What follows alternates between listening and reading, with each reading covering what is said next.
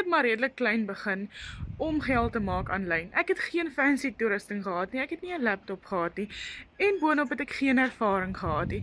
Ek het net 'n droom gehad en 'n besluit om my en my ma se lewe te verbeter en 'n toekoms te bou.